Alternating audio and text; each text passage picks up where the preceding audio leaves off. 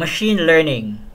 Ang machine learning ay isang sangay ng artificial intelligence na tumutukoy sa paggamit ng mga algorithm at statistical models upang mas mapabuti at mapabilis ang pagpapasya sa mga data nang walang direktang pagproseso ng mga ito ng isang tao.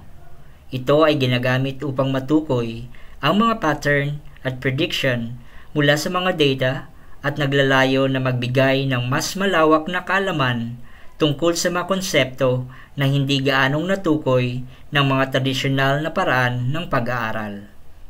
Mayroong dalawang pangunahing uri ng machine learning, ang supervised learning at unsupervised learning. Ang supervised learning ay isang uri ng machine learning kung saan mayroong mga labeled na dataset na ginagamit upang matuto ang algorithm.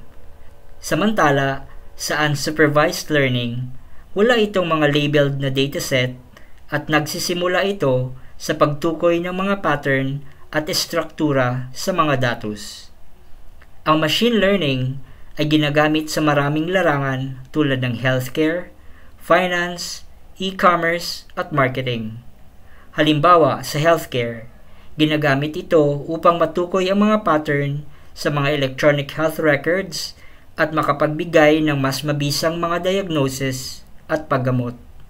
Sa finance naman, ginagamit ito upang makapagbigay ng mas mabisang pagpapasya sa pamumuhunan at credit risk assessment. Sa e-commerce naman at marketing, ginagamit ito upang matukoy ang mga pattern ng customer behavior at makapagbigay ng mas personalisadong karanasan sa mga customers.